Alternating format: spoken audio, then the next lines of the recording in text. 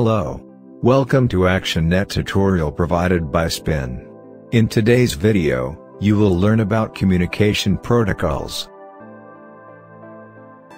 We can define communication protocol as a set of rules that controls communication, so that it's efficient and with minimum errors. It's difficult to generalize about protocols because they vary a lot in purpose and sophistication. Most protocols specify one or more of the following properties. How to start and end a message. How to format a message. What to do with corrupted or poorly formatted messages. How to detect unexpected loss of connection and what to do next. Termination of session or connection. The protocols most used by the software use TCP/IP or serial interfaces. TCP/IP is a packet transmission protocol model. When a computer wants to send a data file to the other, the first thing to do is split it into small pieces, about 4 kilobits, and then send each piece separately. Each information packet contains the address where it has to be sent, as well as the return address, in case it has to receive a reply. A consequence of the structure and the way TCP/IP works is that it allows that some information packet gets lost along the way, due to some unwanted event. If this occurs, it is always open to re-request the lost packet, and complete the information without having to re-download the entire dataset. This TCP/IP model is divided into 4 layers, based on the OSI model, composed of 7 layers: application layer, transport layer, internet layer and network access layer. The application layer is the layer that most network programs use in order to communicate over a network with other programs.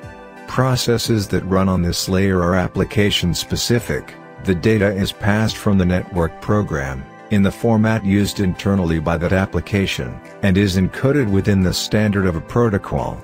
The package related to the application layer is called message. In this layer the sockets interfaces are located. Socket is a communication mechanism, normally used to implement a client-server model, which allows the exchange of messages between the processes of a machine-server application and a machine-client application. So, whenever the client wants to communicate with the server, a socket opens to answer the client's request and send the data. Protocols at the transport layer can solve problems like reliability, did data reach its destination? And integrity, did data arrive in correct order?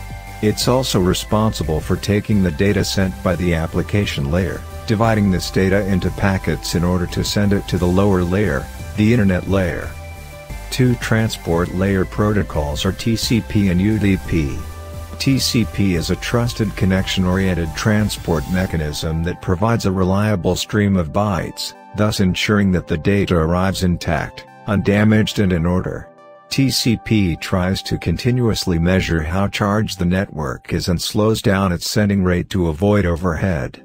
In addition, TCP will try to deliver all the data correctly in the specified sequence. It can become disadvantageous in streaming, real-time or routing applications with high loss rates in the internet layer. UDP is a connectionless datagram protocol. It's a best effort or unreliable protocol. Not because it's particularly unreliable, but because it doesn't verify that packages have reached their destination, and does not give any assurance that they will arrive in order. If an application requires these characteristics, then it will have to provide them or use the TCP protocol. At internet layer, you have IP, which takes the received packets from the transport layer and adds a virtual address information. Example, adds the address of the computer that is sending data and the address of the computer that will receive this data. In the network access layer, packets sent by internet layer are picked up and sent through the network, or received from the network if the computer is receiving data. What you will have inside this layer will depend on the type of network on which the computer is inserted, such as Ethernet or Wi-Fi. A serial communication sends and receives all the information sequentially, which means, the serial port sends and receives bytes of information 1 bit at a time. Communication is completed using 3 transmission lines, 1 ground, 2 transmission, and 3 reception. Since the serial is asynchronous, the port is capable of transmitting data in one line while receiving data in another. 4 characteristics are important in this communication. Baud rate, a measure of speed for communication. This indicates the number of bits transmitted per second. Data bits, a measure of the current data bits and a transmission. When the computer sends an information packet, the amount of data may not be a full 8 bits. The default values for data packets are 5, 7, and 8 bits. A packet refers to a single byte transfer, including start and end bits, data bits, and parity. Stop bits, used to signal the end of communication for a single packet. Typical values are 1, 1.5, and 2 bits. Parity, a simple form of error checking, that is used in serial communication. There are 4 types of parity: even, odd, mark, and space. You can also not use parity. For even and odd parity, the serial port will set the parity bit to a value that ensures that the transmission has an even or odd number of high logic bits. For example, if the data is 011, then for even parity, the parity bit will be 0 to keep the number of high logic bits even. If the parity was odd, then the parity bit would be 1, resulting in 3 high logic bits.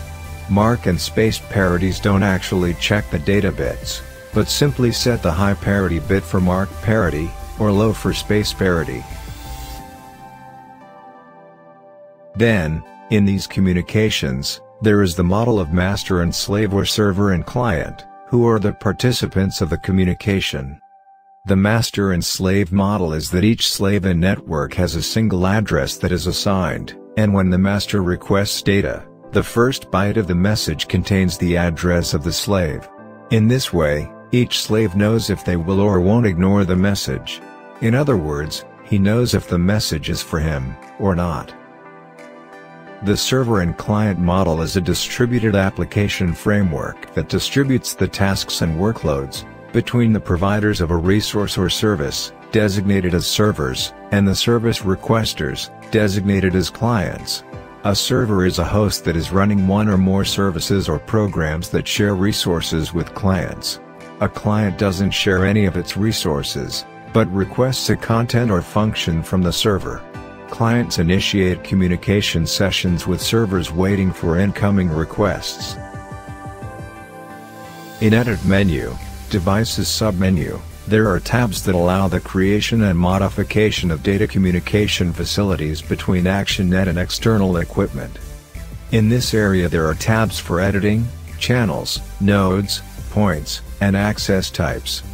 Channels are the objects that implement media used in the SCADA environment for the treatment of IEDs, such as digital relays. Nodes are the objects that match the INT devices with which the application must communicate on the channel to which they are connected. The Points tab is used to define the tags that will be acquired by this channel and node. It specifies the types of points, according to protocol, and the identifiers, with the addresses, used by the protocol for mapping of data within the IEDs. In access types, you define treatment standards for tags and points during communication. They're defined if the access is read and write, the times of scanning, sending of unsolicited, among others. Thank you very much for your attention. See you in the next ActionNET tutorial provided by Spin. If you have any question, please contact us.